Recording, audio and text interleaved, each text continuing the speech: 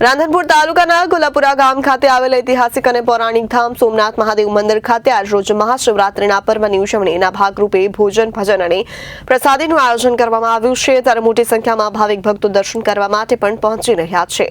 રાધનપુર તાલુકાના કોલ્હાપુર ગામ ખાતે આવેલ ઐતિહાસિક અને પૌરાણિક ધામ સોમનાથ મહાદેવનું મંદિર ખાતે આજરોજ મહાશિવરાત્રીના પર્વની ઉજવણીના ભાગરૂપે ભજન ભોજન અને પ્રસાદનું આયોજન છે, જેમાં મોટી સંખ્યામાં ભાવિક ભક્તો દર્શન કરવા માટે પહોંચી રહ્યા છે।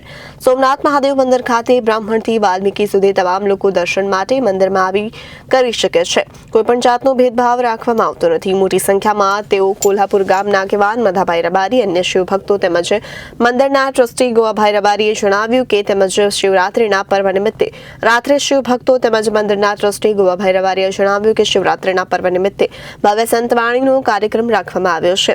તો આ તમામ શિવભક્તોને પધારવા સોમનાથ મંદિર ટ્રસ્ટ દ્વારા કોલ્હાપુર તાલુકા રાધનપુર દ્વારા આમંત્રણ પાઠવવામાં આવ્યું અને ભાવિક ભક્તો મંદિરે દર્શન કરી ધન્યતા અનુભવી રહ્યા છે।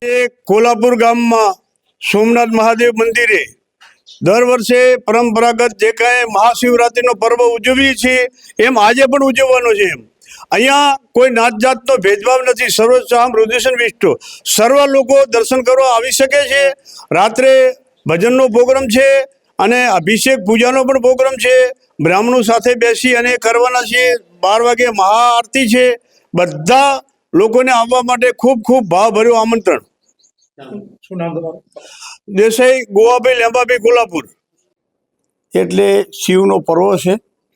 આજે કોલ્હાપુર ગામ, તાલુકો રાધનપુર, જિલ્લો પાટણ, આ ગામના તમામ લોકો શિવ અભિષેક માટે ભેગા થાય છે અને સારામાં સારી રીતે શિવરાત્રિ ઉજવવાની છે।